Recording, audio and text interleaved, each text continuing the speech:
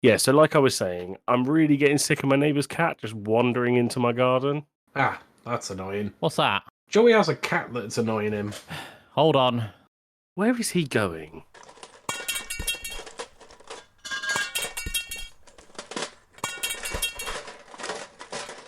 So I've got here a great sword, a lance, and a hammer. Wait, what the hell? Well, we like killing animals going about their daily business, right? No. But we've been playing Monster Hunter. Wait, has your cat been cooking you dinner? Yes. Right, I'll take the lance.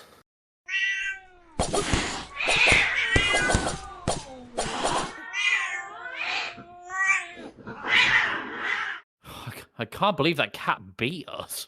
Well then. It was a monster, though. This episode contains spoilers for Monster Hunter Worlds.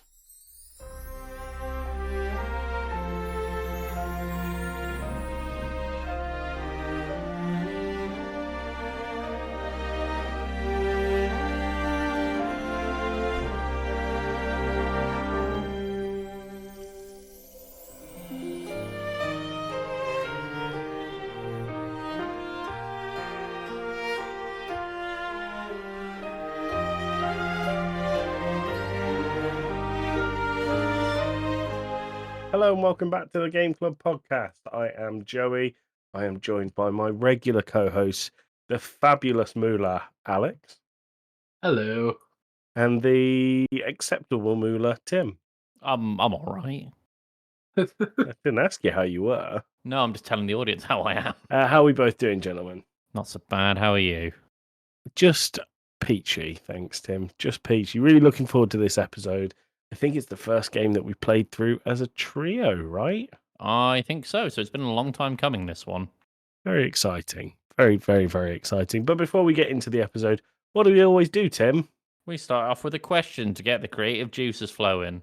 Pub quiz question of the week. Bum, bum, bum, bum, bum, bum, bum, Oh, wait, bum, no. bum. It's just, hold on. Stop. It's the other one. It's the, not that one. Oh.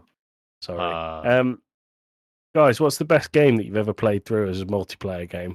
A story-based that, hold on, I'm going to preface this, that isn't Baldur's Gate. Damn I'm it. going to say Baldur's Gate. I really like Castle Crashers. That had a fun story. Did. I like the bit where you ride on a deer. That's in. Oh yeah, no. Sorry. I meant to say Battle Block Theatre, but that one is also good. Well, I've never played Battle Block Theatre. It's fun. It's really fun. It's I also can't say it properly. Blatter, black, blatter. Blah, blah, blah, blah. Are we counting quests and stuff from like MMOs? No. Oh. No, well, yeah, if it's got a story, it's a Oh, story. well then, a bunch of stuff from the Final Fantasy 14 expansions, like Dawnbreak. Some WoW stuff, like Catalyst was a really fun expansion for WoW. Never played World of Warcraft. Tim. It's fun, and it's free to play up to level 20. Oh, how much is it after that? Not sure. Hmm. Because that pricing has changed over the years. Oh, yes. There you go. So Tim loves World of Warcraft. Alex? Yeah, Tim kind of took both of my answers with Final Fantasy 14 and World of Warcraft. The thing is with MMOs, you've really got to be in a good guild or have a good group of friends that play consistently. Otherwise, it is a slog. Yep. Also, Dying Light. Dying Light's been really fun. Yeah, we should get Dying Light was fun. What do you mean was? Is because fun. we're not playing it right now, and we don't have current plans to play it in the future, but we've played it in the past. We still have plans to play it. Yeah, but we haven't done it yet. I'm going to make you play the second one, Tim. I've heard that one's not as good. It's not as good. It is still okay, but it's not as good. But I mean, fine. Alex, what percentage did we make it through as a quadruple? Was it like 14? As a quadruple, yeah, about 12-14%, I think. So Tim, you've got a long way to go, and that's just the main story. It's not including the DLC. So there's loads of good stuff there. Yeah. I think I would include. I really like the story of Remnant. Remnant's good. Although I have never completed it. I played it for a bit with Alex, and I played it a bit with someone else, but we didn't get very far.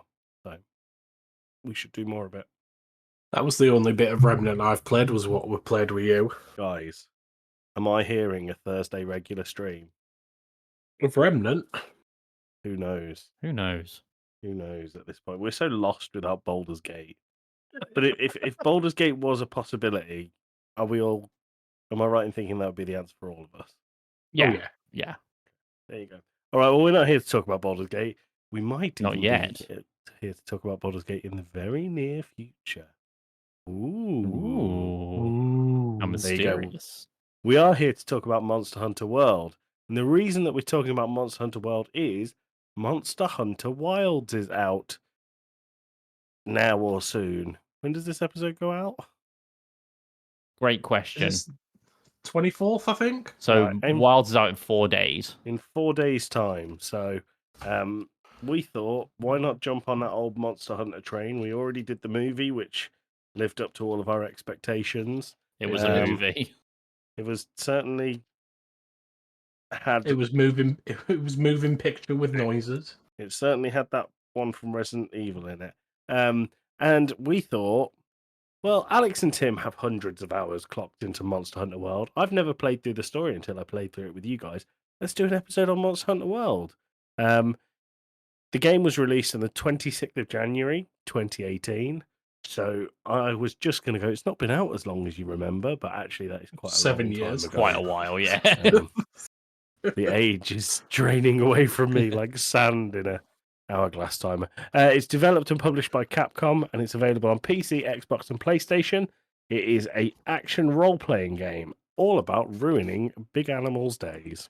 All right. Yep. Alex, Yeah. Immediate thoughts on the game. What do you think of Monster Hunter World? As someone who has somewhere in the region of 450 hours in the game, it's all right. It's all right. No, I was surprised how quickly and how hard it grabbed me, because obviously it's very much a boss rush game. You're just fighting boss after boss after boss, and I famously don't really get on well with bosses in these kind of games. That's why I can't. Part of the reason I don't do Dark Souls, Elden Ring, all of that stuff. But this, like that first hunt against the Jagrix, and I was just like, right, I'm in. This is me, sorted. It's good because you've got 11 different. I think it's 11 weapons. That sounds right. To mess 11 or 12 weapons, so there's choice for all different playstyles. If you want to be heavy hitter but really slow, you've got your great swords and your hammers. But if you want to be really quick, you've got your daggers, you've got your sword and board, you've got your insect glaive. If you want to be ranged, there's 3 different range weapons, and you can play a magical hunting horn as well. It's great. It's fun. There's not a lot of different locales, but the locales are diverse and interesting enough that it doesn't really matter. And in the Iceborne expansion in particular, they decide to just go, right, it doesn't matter if this monster should be living in the lava lands, they're now in the forest. Good luck. Yeah. Good game. Fair enough. Fun game. It's about right. Fun game. Tim, your thoughts? I mean, I absolutely love this game. It's my favorite in the Monster Hunter series. There have been Monster Hunter games since, the most mainline one being Rise at the time of recording. And as much as I love Rise's movement mechanics, it felt like the monsters and the worlds were very separate in that game, where the hunting very much involved, but it felt like the monsters were just dumped in an environment in Rise to me, whereas this, it makes sense why you'd find a Jagras or a Duratodus in their environments, or a Dodo Gamma in their environments, and like there's a whole thing about the ecosystems getting all kinds of messed up thanks to the big bad monster in the game, which actually isn't a big bad, but he's in your way of completing the objective and is ergo a big bad. But what's nice about this, the environments are really detailed, the weapons and the weight behind the weapons feels really gratifying. Like when you swing a greatsword, you feel the weight of the greatsword. Yeah. And the quest system, while yes, it's a grind, as is most Monster Hunter games, it's done in a really satisfying way, in that not all monsters are available all the time. Not all quests are available all the time. It's not like, oh, limited time event, which this game did have some limited time events, but it's just like, hey, this monster's in this locale for the next hour. Go get him or whatever. It's Fetch. yeah. And the amount of customization that you can have, not only in terms of your character's appearance, but in your armor and your layouts for like your potions and antidotes and your barbecue meat and your pet cat, your weapons themselves, what they look like. It's great, and it really allows you to. I know there's a joke on the podcast about me min maxing, but it really allows you to min max the shit out of your build. Really, really fun Min-maxing? game. Never. Yeah, you wouldn't think it. No, you wouldn't. Oh well, very positive all around then. Yeah, I enjoyed Monster Hunter Worlds. I think I've told you both that it is the time that we played. So, Alex, you said you have 400 hours. Tim, do you know how much time you have in the game? I can check. Bear with me. Right. While you're checking that, I have 30 hours. So, in comparison, very little. But we did complete the story. 300 Um, hours. 300 hours. So I have 10% of what you have, Tim. Quick maths for you there. Smart. But I think I've told you, I can't remember. This is the second time I've bought Monster Hunter Worlds. I bought it when it first came out because I'd never played Monster Hunter, but I heard if you like boss rush games, you'll like Monster Hunter. And I played it on Xbox and I didn't get it, like at all. I didn't understand the mechanics. I didn't understand how to optimize your build. And I didn't understand the way that you were dropped into the same world over and over again, but were expected to do different quests within that world. I feel like the game itself does a really poor job of explaining that to you. However, that was the first run through I did on my own. The second I jumped into a game with friends, the feeling is different. I mega enjoyed this. I thought it was fun. I thought the bosses were big and interesting and varied. I thought the move sets that you had, they were all really distinct. I hated the palicos. I'm going to tell you that now. It's one of the biggest things that I really can't stand about this game. However, I enjoyed the upgrade trees for all of your weapons and your armor and how varied they were and how you could tailor that to the hunt that you were going on to. I thought that was very clever. And I think you're right, Alex. The worlds, whilst they're not like plentiful, they are interesting and they are multi-layered, and each level in kind of quote marks, each area in the game has distinct sections within it where if you go to it, you basically know what's going on. You know what you're going to run into, and it makes sense with the nature of what that monster is, why it would live in that environment, and I think that's really interesting. So, single player, didn't get it, didn't enjoy it. Multiplayer, very much enjoyed it. I think with Monster Hunter, if you're really into the series, you can still get a lot out of the single player.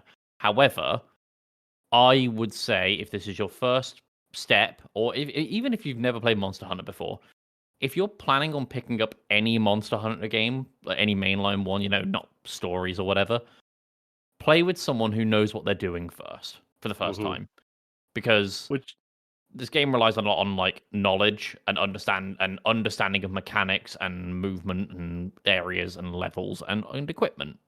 But once again, not the kind of stuff the game actually tells you about. No, it rewards experimentation in that regard.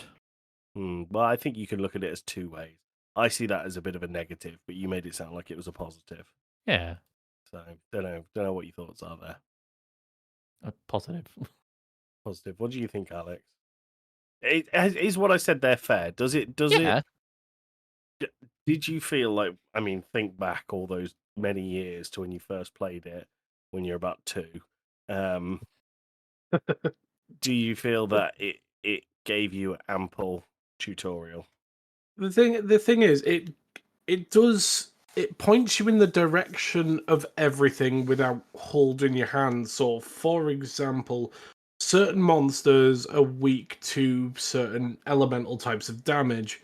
if you know where that information is in your hunting log, you can find that information out and, as you say, tailor armor and weapons to suit the hunt, which in the beginning isn't too important because the things you're fighting aren't necessarily gonna wipe you out if you're not suited to the fight. But when you start getting to the higher level monsters and the elder dragons and things like that, you need to know what you're going against because it will turn the tide.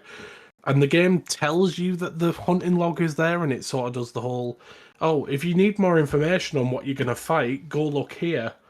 But what it doesn't do is it doesn't go, if you go look at this, it will tell you everything that you need to know about its weaknesses, what type of weapon to use, and all of that. So it points you in the direction, but expects you to do it yourself, which I like. Fair enough. Fair enough. Anyway, shall I get into the story of Monster Hunter Worlds? Absolutely. Great. So you play as a silent protagonist, a character-created character, John person-created, Hunter. player-created character, Malcolm Monster. Yep. And you are a hunter in the Fifth Fleet, sent to the New World, to an uncharted continent with lots of powerful monsters. The game follows the hunter's journey to investigate the migration of elder dragons, and in particular Zora Magdaros, which attacks the Fifth Fleet's ship at the very start of the game. It's a bit like a massive walking volcano. And you are tasked with researching the monsters on the island in the New World so that you can learn their powers and basically restore the ecosystems that they are mashing up. Killing them out of kindness. Yeah, sure, out of kindness. You explore forests, wastelands, poisonous swamps, like an enormous nest-like thing full of elder dragons. That was quite fun.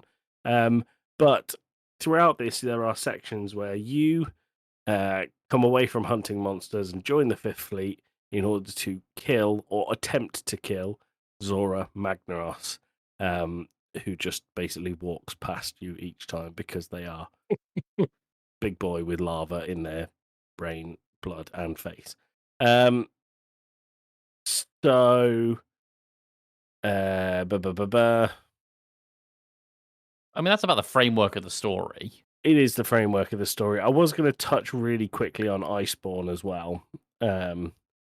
After defeating, what is it? Nergigante? Nergigante. Who's like the Nergigante. evil elder dragon. Yeah, there are a number of elder dragons that you have to kill, or capture or kill. I can't Either. remember. Depends on the mission. Capture or kill.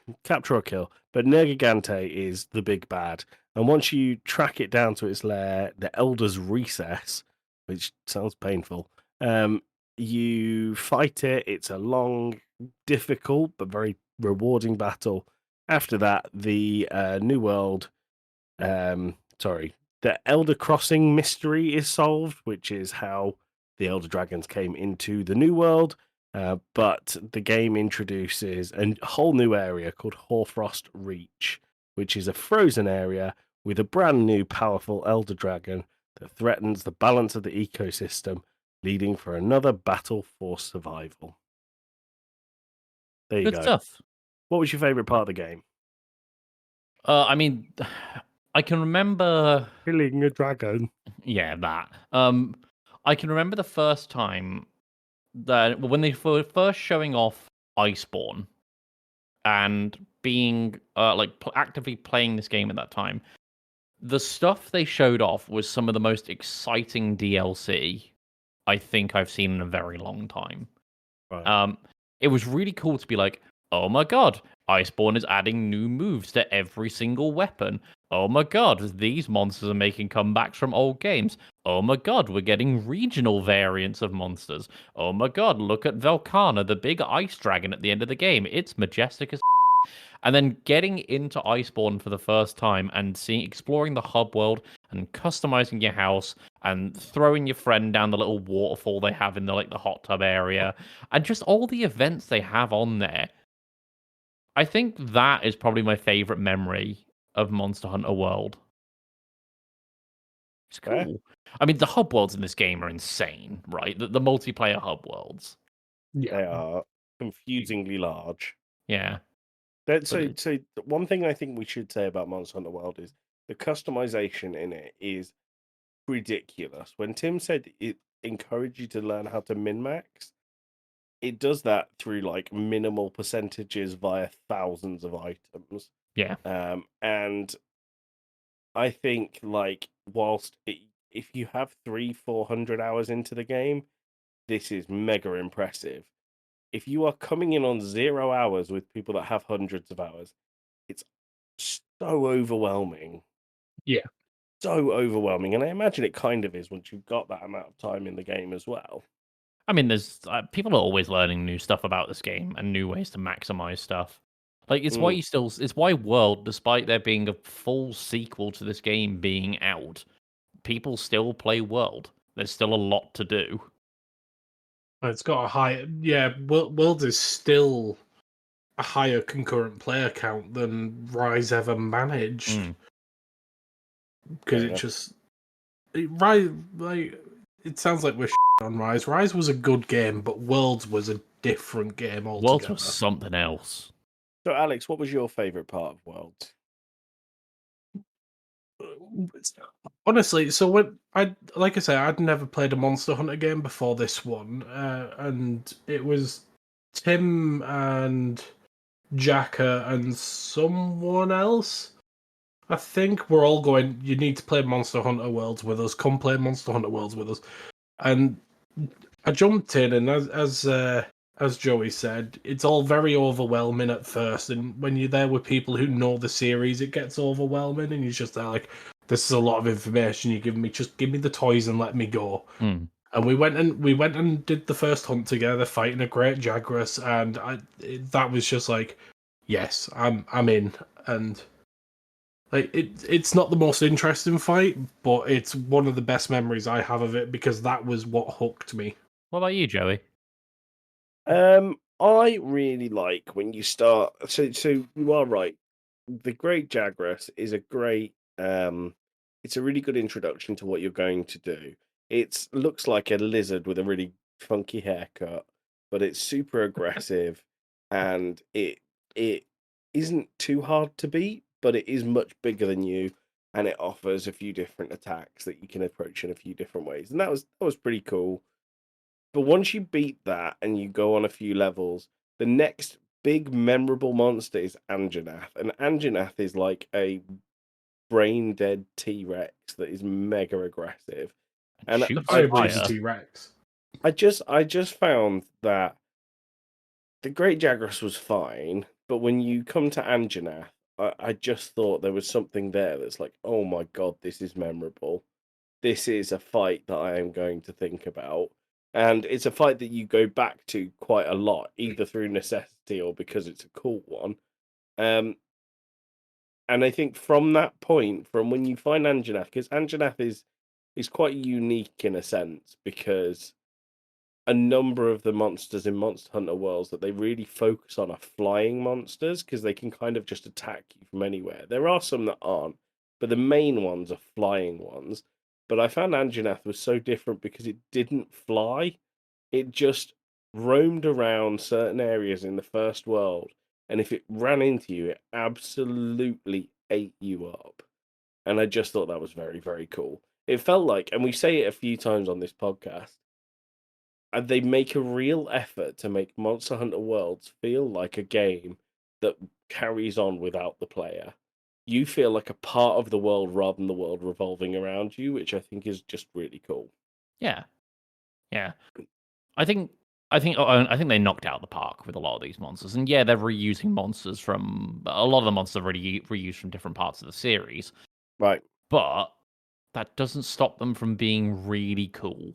Like, And the other thing is as well, even you know what you're fighting every time because they are that unique. Even so far as like Rathalos and Rathian, let's be real, they're both fire-breathing dragons, but they fight so differently, and the way you have to counter them is so different that you know what you're fighting, and they could have easily just given them both the same move set and changed the color, given them a different name, and made fire rather than poison, or vice versa. But they actually took the time to make it distinct. Well, that's including the variants like Blue Raytheon and Azure Rathalos, which are like new variants introduced in Iceborne. But the other thing to really keep in mind is Monster Hunter is a series that's really good at keeping things fresh. And it's not just through its in-game events. Like when the Monster Hunter movie came out, if you remember, Alex, there was a giant Rathalos event, and it was super fun to do because it was just this ludicrously sized Rathalos. And if you beat it, you got some armor from the movie as a bit of a reward. It's not great armor, but it's a nice little trophy for the player. But the other thing that they do that keeps this thing super, super fresh and each fight unique as opposed to just a bit of a, rinse and repeat. Enemies and monsters in this game, it's not always going to be the same one spawning. Monsters will sometimes leave an area, sometimes monsters will enter an area. And Joey, I don't know if you encountered this. Alex certainly will. I think he's almost just going to have a bit of a war-esque flashback when I say this. Fighting a monster that you're on the verge of defeating, and then suddenly hearing the sound of a basilgeist flying in. Oh, good lord. I don't know if I can tell you what a basilgeist is. Basilgeist is a very large, very scaly dragon with a tiny face, but what it does is it drops seeds on the ground, and the seeds all explode in like a line. Yes, we did come across one. That happened once. Those are terrifying. I hate fighting them. You're there fighting like an Anjanath or a Devilio or something like that, and you're just on the ground smacking this guy. It's like, yes, he's gonna die. He's nearly died. He's nearly dead, and all you hear is boom, boom, boom, boom, and you're like, oh no. I think those things hit like a truck. I swear, if you get caught in those explosions, you are going flying. The other thing I think that's really cool about Monster Hunter is you can be fighting one of these monsters, and then they often like move from zone to zone because they're either retreating or getting a better vantage point on you, and they can run into other monsters, and they're really territorial. So you'll just walk past and you'll see one enormous monster fighting another one in a world that's like nothing to do with you. And I just think that's really cool. I think what we've established is everything within the levels on the hunts is good. Can we talk about what's bad? Sure. The handler. Hate a few things in this game. One, unskippable cutscenes. Oh yeah. Unskippable cutscenes and being unable to play the game with friends until you've reached the certain point that they're at. So, go on, Tim. I don't hate that as such, but the gripe I have is, and it links to unskippable cutscenes, your friends not being able to join you from the get-go of a mission until the host of the quest has watched the cutscene. Now, this only happens the first time you fight them or successfully beat the monster, but unless you beat the monster on your first go, you have to watch the cutscene again, and your friends can't join you until that's done. Once you've defeated it, no problem. Absolutely none. But I'm on my third save now of Monster Hunter World because I've wanted to try different things with it. And I know where Tobi Kadachi is, I know what he looks like, and I know how to beat him. Please let me skip the cutscene. Yeah, I agree. Alex, thoughts? Yeah, no, I agree. Generally, you can fire off your SOS flare so your friends can join after you've watched the cutscene when you start the fight against the whatever it might be, like the Anjanath. You'll walk up to the Anjanath, you'll get a little cutscene where he eats someone's face, and then it'll go, right, good luck, and then you can launch your flare. But it does mean that for 5 minutes at a time, me and Tim would be sitting in the hub while you're looking for the Anjanath. Yeah. And obviously we know where these things are, but you don't. Mm-hmm. And I think for something that prides itself so heavily on being a multiplayer game, having limits like that does take away from it. I'm hoping that they've removed that from Wilds. Well, they removed it from Rise, right? Yeah, they did. So, fingers crossed on that. I think the other one I wanted to say is I really, really, really found the kind of prep you need to do for a mission very annoying and tedious. I think there was buttons to speed it up. However, I did not need to watch the cutscene of a cat dancing while it cooked steak every single time we went Now and that fought a cutscene is Lancer. skippable. Regardless, I still have to do something to skip it. I should be able to say, here is loadout 1, here are the things I need. Click, done, there you go, off we go. I mean, you can Um, have weapon and item loadouts, but I see what you're saying with the cat cutscene. Yeah, yeah. And then let's talk about everyone's favourite character. Dodo Gamma. We all love The the handler. handler. No, oh my god, no. So why, talk to me, guys, what is with the handler? She's very annoying. She's very obtrusive and very sort of like you'll go and kill this big monster all on your own. Then she'll be like, "Hey, Part, we did it!" And it's like, we Frequently Yes. saving her as well throughout the story. There's a section, I can't remember if it's towards the end of the base game or if it's sometime during Iceborne, but for a bit of time she disappears and you get the serious handler who basically just goes, "Yeah, let's go deal with this. Cool, you're back. Well done." And that was the best part of the game because you didn't have to, hey, partner. What, you don't want that anymore? No. No. Do you know what's really interesting, actually, is the voice actor for the handler went on to voice the Hunter during Marvel vs. Capcom Infinite's Monster Hunter DLC. Oh, well, there you go. She got a little upgrade. Is she still annoying in that? Not as bad. But she's not doing the "we did it" when I did everything. You did something. I have just thought about there is a fight in this game, and Joey, I don't know if you experience this, and I'm frantically googling, looking for it. I've Alex, only done the first 2 bosses in Iceborne. So okay, so Go you on, wouldn't Tim. have done it then. DLC, then I wouldn't have. Alex, what is the? It's the end boss, so I don't want to say too much for spoilers. I'll just purposes. say it's fine. Spoilers are okay. What is the end boss in Iceborne? The thing with like the rock face and the wing lasers and stuff. Oh, Not Xeno'jiiva, that's the base game. no, Xeno'jiiva's base game. Monster Hunter, Iceborne, last boss. What is the name of it? It's Shara basically Ishvalda. That's it. Shara felt. Yeah, it's basically a god, isn't it? Yeah, but oh my god, it is such an incredible fight. That fight is the more. I know, obviously, in a boss rush game, you want your last boss to be the most stressful boss in the world. That was something else. That It's was unreal. Oh, we need to go back to Iceborne, don't we? I think I kind of want to get back to Iceborne. What makes it so good? Just the arena that it's in, its moveset, its design, its multiple phases, the soundtrack it has, the rewards it has at the end. They just nailed it. It's so good.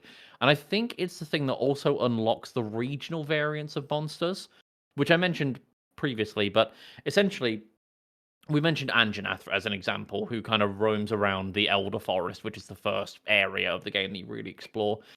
But then in the ice area, there is a regional variant called Fulgur Anjanath, who has near enough the same moves as Anjanath, bar a few exceptions. But they change his like elemental type to blight instead of fire. So while you might have prepared for a fire Anjanath, you now have to take that same concept and apply it to a completely different resistance type. It's really cool. That sounds very cool. I mean, that doesn't sound like it's the boss itself that you're praising. It sounds like what follows on from. No, the boss fight is incredible. Ishvalda's amazing. I did find that the naming convention of the monsters here I found really difficult to follow, which is my peanut brain, not anything on Monster Hunter World. This is purely because I think it's done originally for Japanese audience, right? Well, I think a lot of the names in this game, like, because We mentioned some of the monsters from this game are reused from previous games. Like Fatalis was one that was the one that was reintroduced in Iceborne, and I Mm, think that was in Monster Hunter Tri originally. I'm sure Pete could correct me on that. But when you get things like Shara Ishvalda, Kulva Taroth, Val Hazak, I think it's all very Scandinavian inspired naming conventions in this. right. Yeah, I just found it a bit hard to when you guys were talking about, oh, there's this one here, and I know like Toto Gamma because it's very easy to say, but when you get onto the longer, bigger named, more confusing ones, I find it quite hard to keep up. There's some really cool monsters in this game. Did you? Oh, Alex, do you remember when Acidic Glavenus first came out? So Yep, Glavenus he's a Joey, bastard. Glavenus Joey is essentially just a giant blue and gold T-Rex with a sword for a tail, and he sharpens the sword with his teeth.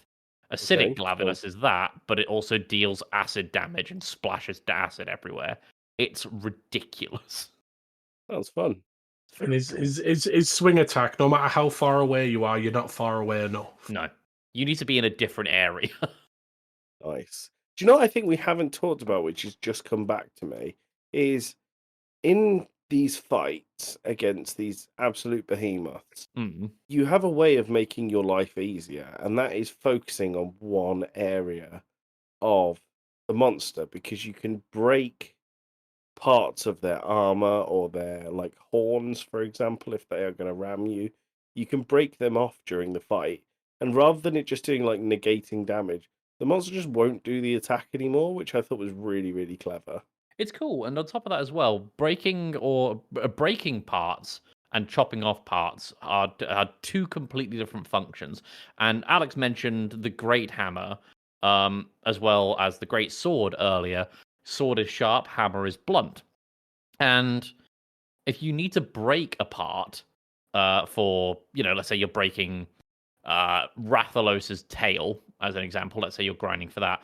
Sometimes you might need to cut it off. Sometimes you might just need to break it, but they'll drop different materials. That's very cool. It's super cool. Should we talk about weapons while we're here?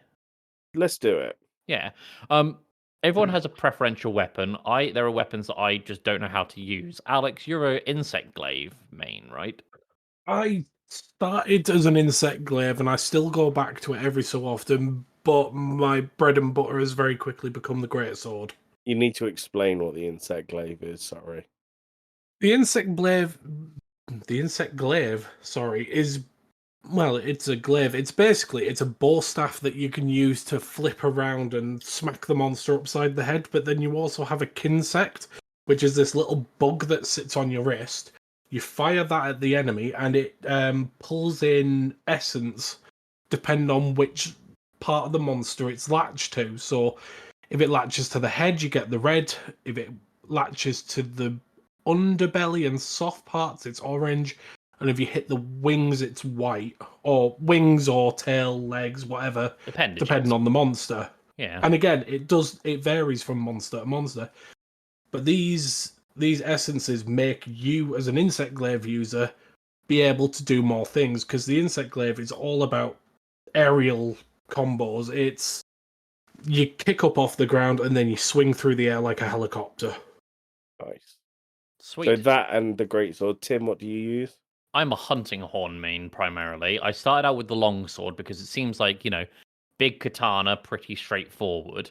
But then I was like, hunting horn looks interesting. And essentially, it's a giant musical club.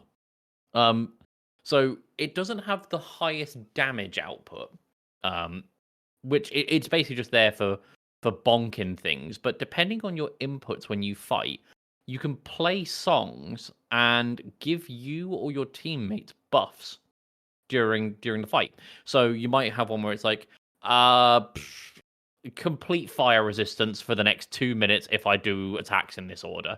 And you can stack songs, like you can stack up to 3 songs at a time and then play them all effectively at the same time, like in a medley. So your team gets like a whole wave of buffs in one go. And it very quickly becomes this game of not only trying to optimize what damage output you can do on on the monster while also working on your positioning, because if you get hit, your song gets interrupted. But it also becomes about making sure that you are in the appropriate range for your teammates to receive those buffs. Cool. Very Very strategic. cool. What about you? It's the one support weapon in the game, and by God, does it make a difference? Oh, hunting horn users, like, not to blow my own hunting horn. Hunting horn users can often make or break a fight. Yeah. What about you, Joey? I used an insect glaive in our playthrough, which Alex has already explained. That Have or you a big tried- old hammer. Have you tried the dual blades? No, Oh, they're fun. I just have that or the hammer. I go for easy. I either go for helicopter or bonk. In Wilds, you'll be able to do both because you can dual class in that game. Yeah, that sounds like it'll be good fun. It'll be good fun, but there's a whole bunch of weapons. So Alex mentioned a few range ones, like there's the bow, which is you fire arrows that have different effects, like poison or fire or scatter to have many targets. I'm not a bow user. I don't know these things. There's light and heavy bow guns, which are basically machine guns, but you tip the ammo in certain elements. And it's about optimizing your reloads to. So again, each bullet isn't going to do the most amount of damage, but it's about sustaining constant damage. It becomes the game. There's demon blades, where if you have ADHD, that might be the weapon for you. You turn into a Beyblade. You turn into a Beyblade of fire. Yep. There is the great sword, which is just a big sword. There's the hammer. There's the switch axe, which at times is a sword, and then you press a button and it becomes a two-headed axe, and it's great. I played that for a very long time when Rise was around. There is the long sword, which is like a giant katana. Am I missing any? Yes, you're missing a few. Oh, what? There's the lance. Oh yeah. Oh, and the gun lance. There's the gun lance. There's the sword and shield. The good old sword and board. Charge blade as well. That's a ridiculous charge blade. Oh, that's so fun. Charge blades are like a parry weapon. So essentially, you by absorbing hits on your shield, you build stocks in this shield, and it allows you to send those stocks into your weapon, which is like a giant axe. Or rather, it's originally it's a sword, but then once you've built up enough stocks, you can turn this sword and shield into a giant whirligig electric axe. And it's super cool and has some of the most ridiculous damage output. I love those weapons. They're good, and they follow on, don't they, from Monster Hunter to Monster Hunter? Their weapons are pretty consistent. Yeah, I mean, they make changes as you go. I don't remember what the change to Hunting Horn was, but I remember being, ooh, it was nice. But my point is, if you've played a Monster Hunter game, you could pick this up and feel pretty familiar. Oh, totally. With the weapon you're choosing. They do change aspects of how they work, but the base of it is pretty much the same. If you know how to use a great sword in Worlds, you're going to be all right going into Rise and Wilds with it. Nice. Gentlemen, anything else you want to say on the game before we move into scores? Alex, what is everybody's favourite monster? Dodo Gamma. He's my special cinnamon roll. I have downstairs on our board game shelf a piece of art that Alex's very lovely partner did for us. That she did some art, and it's made entirely out of sand, and it is the in-game art of Dodo Gamma with an icon for the hunting horn, and it is one of my favorite bits of art that I have. You sound like an art collector, Tim. Art.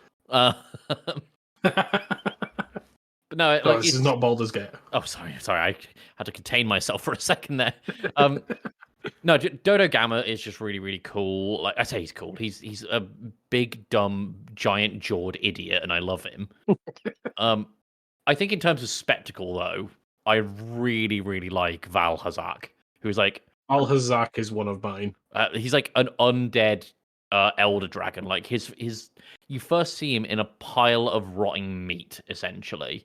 And when he emerges, you can see that he's basically just like ligaments and bone, and there's very little flesh left on him, to the point that his tongue hangs out the bottom of his jaw. and he spits out like necrotic damage or it's poison and blight, isn't it? He does. Yeah. And he's just got this incredible moveset, and when you first fight him, it's insane. It's such a good fight because you're also contending with all the hazards in the world as well, because it's a really toxic area you find him in. So toxic. So toxic. He plays League of Legends. What about you guys? Anjanath, just for the kind of step up. I know it's like a very early monster and quite basic compared to some of the others, but that's the one that's left the biggest impression on me. Yeah. And he always appears. He always just out of Yeah. no. You He's could be always there fighting for you. someone. You could be fighting someone in the frozen tundra, and Anjanath will just rock up like, "Hey guys." Or at least a Fulgur Anjanath. Anjanath is always there for you, Alex. That's all you need to know. I really like Velkhana, Velkhana's cool. the ice dragon from Iceborne. He's just, again, it's another case of it's a spectacle because you're fighting it in a frozen tundra. You can't really see it because everything on your screen is white, and then he just throws big lances of ice at you, and you're like, oh. But then he has that fight where you enter his lair and like you're having to like challenge him from different heights and points in his lair. Yeah. Such a cool fight. There you go. Right. Scores and recommendations. I'm gonna give Alex the floor first. It's a very good game. If you've got a group of people who will play it with you, then you really need to play it. If you don't, you can join multiplayer lobbies and go on hunts with random people, which is fine. It's not like things like going into a random lobby with people you don't know on something like Warzone, where communication is key and you need to know each other, kind of thing. You can get on just well enough without knowing the people you're fighting with. It's a good game. It's a big game in terms of hard drive space. That's one thing, is it's about 100 gig, but it is well worth the hard drive space. I would 100% recommend it on all counts, and I want to give it a score of 8.5. Nice. There are obviously, as we've discussed, there are some inconveniences in it, in the unskippable cutscenes and the handler, but other than that, we're good. Nice. Tim? I mean, yeah, 8.5 seems about right. I don't think it's quite a 9 territory, but it's really bloody good. Like, I think it's my third highest played game on Steam. The first two being fighting games, of course. But Tekken and Guilty Gear Strive. probably, yeah. I think Guilty Gear might be my top, but that's by the by. This game, when it was being actively supported, had wonderful limited time events and community events. Like, it had crossovers with like Street Fighter, Resident Evil, Mega Man, The Witcher. The Witcher quest was actually really fucking good. Against the Ancient Leshen. Yeah, and you like become Geralt and like you start using tracking mechanics from the Witcher games. That was a great series, a great little set of quests. Had It's- crossovers with Sonic the Hedgehog and Final Fantasy as well. Oh my god, the Final Fantasy stuff was ridiculous. I never got to beat Behemoth. Really? Yeah, I never beat him. That was an incredible series of of crossover events and support, and it really showed that Capcom were in touch with the community. So, for example, there was a monster called Devil Joe, and people kept on referring to him as the Pickle because he looks like a big pickle with legs. So, of course, one of the event quests they bring out is an event called Relish the Moment. That's great. More of that. It showed that they had their ear on the ground and were listening to what the community wanted. It's well balanced. It's super fun. I would really like to get back on this. And I know I say that when this episode's coming out, I'm going to be in Japan, and by the time I come back, Wilds is going to be out. But bruh, I kind of want to play some Monster Hunter Worlds. Nice. And you said you recommend. Oh, wholeheartedly. I recommend as well. So 3 recommendations. I am going to score it a little bit less than these guys. I think with time, it would probably be a bit higher, but I'm going to give it a 7.5 out of 10. Very nice. So that gives us an 8.1 overall. That's fair.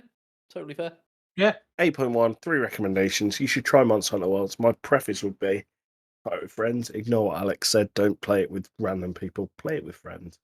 Play with friends who know what they're doing. Oh, Yes. playing with friends is absolutely the way to go, but you can play with randoms. But I would say my score would probably be maybe 5 or a 6 out of 10 if it wasn't playing with you guys. I just didn't get it without you lot. So there you go. Yeah, so 7.5 because I did play it through with you guys. So who is next? We have Tim. Oh, do you know what we haven't said? What? This is episode 100. Is it really? This It is is. episode 100 of Mainline Game Club Pod. Ah. So all the way back when we did Dead Cells, all that time ago.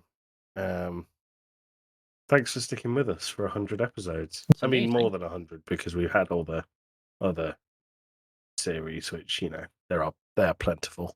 But of Mainline, of video game reviews, 100 of them. Happy 100th, everyone. Our letter from the Was that- Queen or the King will be here soon.